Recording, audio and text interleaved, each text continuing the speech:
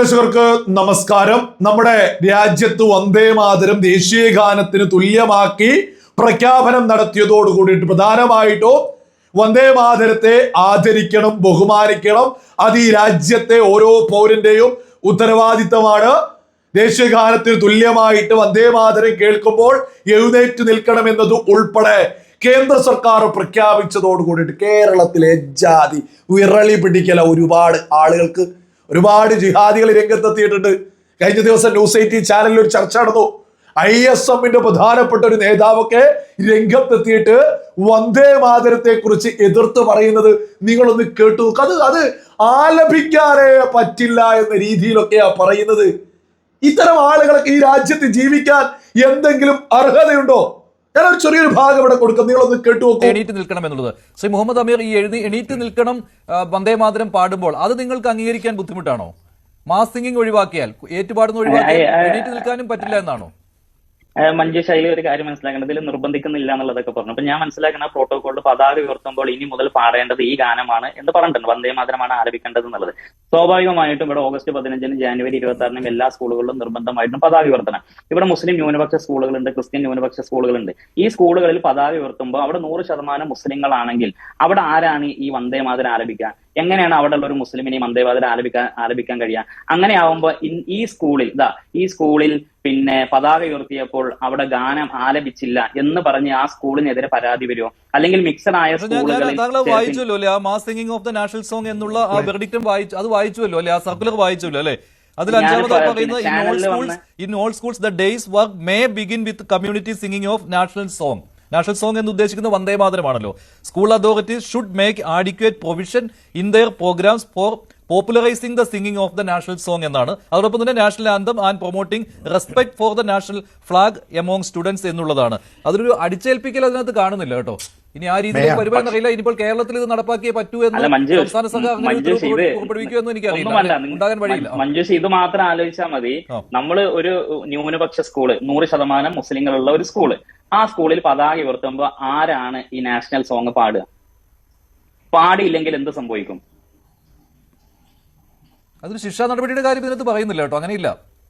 വേണ്ട, ഇനി ശിക്ഷാ നടപടി വേണ്ട. അവിടെ ഒരു അപരവൽക്കരണം സംഭവിക്കോ? അതാ കണ്ടോ, മുസ്ലിങ്ങൾ രാജ്യദ്രോഹികൾ, അവർ സ്കൂളിൽ പതാക ഉയർത്തിയപ്പോൾ നാഷണൽ സോങ് പാടിയില്ല, അവിടെ ഒരു അപരവൽക്കരണം സംഭവിക്കോ?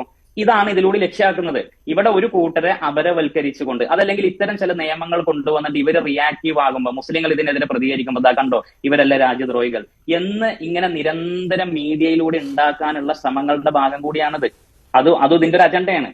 നിങ്ങൾ കേട്ടില്ലേ, തുടക്കത്തിൽ നിന്ന് മഞ്ജുഷ് എന്താണ് ചോദിക്കുന്നത്? ഈ ISMന്റെ നേതാവിനോട് എന്താ ചോദിക്കുന്നത്?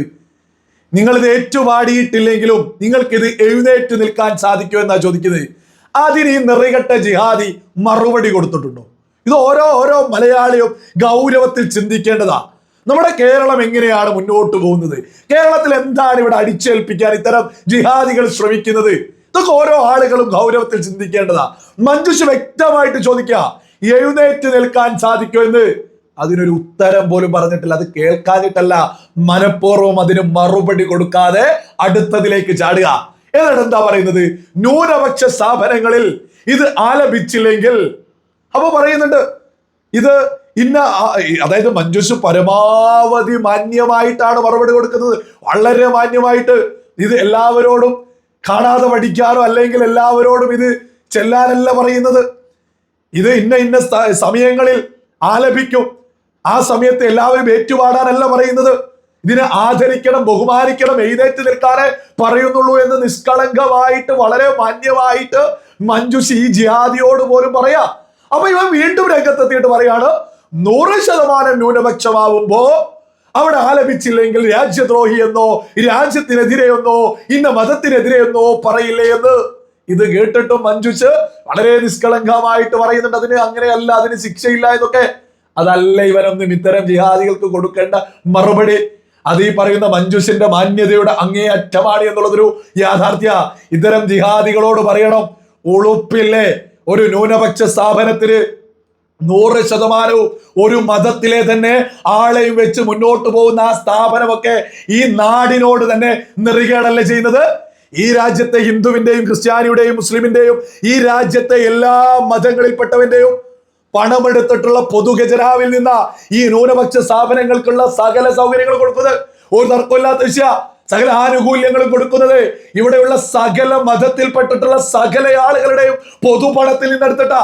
അത്തരം ഒരു സ്ഥാപനം 100% ഇന്ന മതത്തിലുള്ള ആളുകളെ പഠിപ്പിക്കും എന്നൊക്കെ പറയുന്നവന്റെ മുഖത്ത് ചെരുപ്പൂരി അടിക്കണം.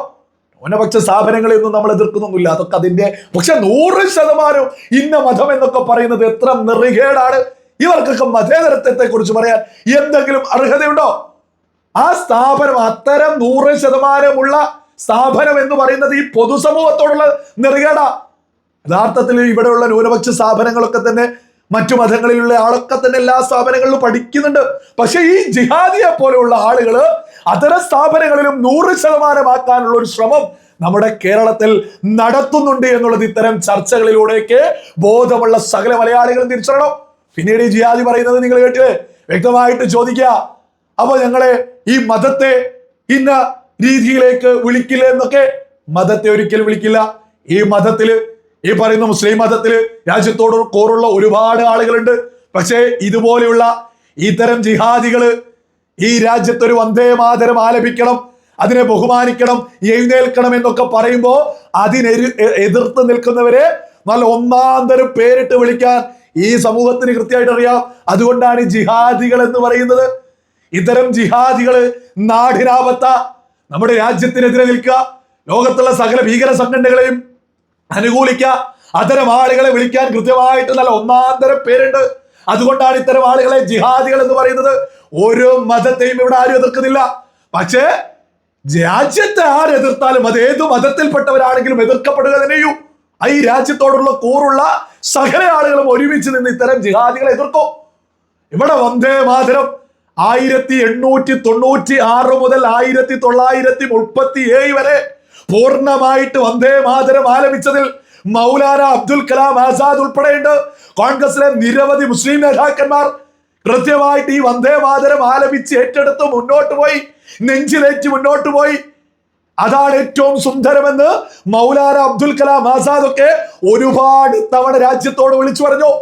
അവർക്കൊന്നുമില്ലാത്തൊരു പ്രശ്നം ഇത്തരം ജിഹാദികൾക്കുണ്ടെങ്കിൽ ഇതൊക്കെ നമ്മുടെ നാട് വേറൊരു തരത്തിലേക്ക് ജിഹാദികൾക്ക് എത്തിക്കാൻ ശ്രമിക്കല്ലേ.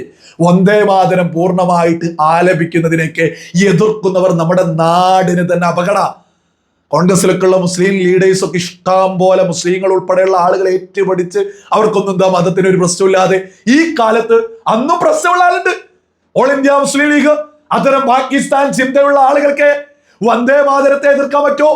ഈ മണ്ണിനോടുള്ള സ്നേഹവും ഈ മണ്ണിന്റെ പാരമ്പര്യവും പൈതൃകവും സംസ്കാരവും ഉയർത്തിപ്പിടിക്കുന്ന വരികളോട് അതിലേതെങ്കിലും ഒരു വരിയെ ഏതെങ്കിലും ഒരുത്തൻ എതിർത്താൽ അവർ ജിഹാദികളോ അല്ലെങ്കിൽ രാജ്യത്തെ എതിർക്കുന്നവരാ.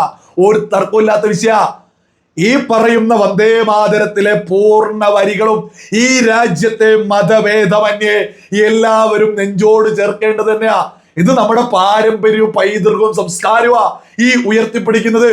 അതിലൊക്കെ കുരുപൊട്ടുന്നവർ ഉണ്ടെങ്കിൽ അതൊക്കെ ഇങ്ങനെ പരസ്യമായിട്ട് വിളിച്ചു പറയുന്നുണ്ടെങ്കിൽ അതൊക്കെ കോൺഗ്രസിന്റെ പിടിപ്പുകേട് കൂടിയാണ്. കോൺഗ്രസ് ആണ് ഇത്തരം ആളുകളെയൊക്കെ താരാട്ട് പാട്ട് പാടി നമ്മുടെ നാട്ടിൽ വളർത്തിക്കൊണ്ടിരിക്കുന്നത്. ഇതൊക്കെ സകല വന്ദേ മാതരം ആലപിക്കണമെന്ന് പറയുമ്പോ അതിനെ ബഹുമാനിക്കണമെന്ന് എല്ലാവരോടും കാണാതെ പഠിച്ച് എല്ലാരല്ല പറയുന്നത്. ഇത് കേൾക്കുമ്പോൾ എഴുന്നേറ്റ് നിൽക്കണം. അത് ഈ രാജ്യത്തെ ഒരു പൗരന്റെ കടമയാണ്, ഉത്തരവാദിത്തമാണ്. അതുപോലും പറ്റില്ല എന്നൊക്കെ പറയുന്ന ആളുകൾ നമ്മുടെ രാജ്യത്തിനെതിരെ ഏതു സമയത്തും രംഗത്ത് വരുമെന്നുള്ളതിൽ ഒരു തർക്കവും ആർക്കും തന്നെ വേണ്ട. നമ്മുടെ വന്ദേ മാതരത്തെ പോലും എതിർക്കുന്നവർ നമ്മുടെ നാടിന് അപകടം തന്നെയാ. ഒരു മതത്തിൽപ്പെട്ട ആളുകൾക്കും വന്ദേ മാതരവുമായിട്ടൊന്നും ഒരു പ്രശ്നമില്ല. ഒരു വന്ദേ മാതരം രാജ്യത്തോട് കൂറുവെച്ച് അത് ആലപിക്കുമ്പോ, അതിനെ ബഹുമാനിക്കുമ്പോ ഒരു മതമൊക്കെ അതിൽ വിശ്വാസം എതിരെയെന്നൊന്നും പറയുന്നതൊന്നും ഒരാളും അംഗീകരിക്കൂല. അങ്ങനെ ഒരു മതവും ഇല്ല. മതങ്ങളെ എന്ന് പറയുന്നത് എല്ലാവരെയും ഉൾക്കൊള്ളുന്നതാ എല്ലാ മതവും. പക്ഷെ ഇത്തരം ജിഹാദികൾ ഇതൊക്കെ നമ്മുടെ നാടിന് അപകടമാണ്. നാട്ടിൽ കുട്ടിച്ചോറാക്കാനാണ് ഇത്തരം ജിഹാദികൾ ഉള്ളത് എന്നുള്ളത് സകലരും തിരിച്ചറിയും. ഇത്തരം ജിഹാദികൾ നമ്മുടെ കേരളത്തിൽ അധികമാണ് എന്നുള്ളതും സകലരും തിരിച്ചറിഞ്ഞോളൂ.